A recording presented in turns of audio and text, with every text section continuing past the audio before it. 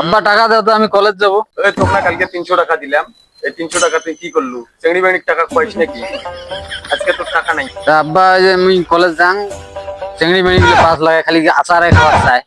তো এই জন্য আমি খোয়াই যাম, তাহলে আমার টাকা লাগে, বেশি করে টাকা দাও তো। ওই বেটা তুই তো হালবোয়া বাদ দিয়ে পড়াশোনার বায়না করলু, তো কলেজত আমি ভর্তি করে দিলাম, পার ডে 300 টাকা করে দিবে লাগছি। তুই চাকরি নিয়ে যা টাকা পয়সা আছে না, তুই যা আচার খাওয়াই, তোর আর 300 টাকা করে হবে না। তোর এই যে আজ থেকে 50 টাকা করে বাজেট পার ডে, যাবো আসবো আর যা 10-20 টাকা থাকবে নিজে খাবো।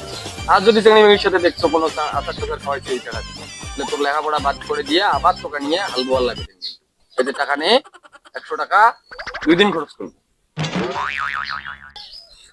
আজকে 100 টাকা পাইছাম, আজকে যে চিংড়ি খোয়াই আজকে টাকা, খালার বেটা খালা টাকা না দে।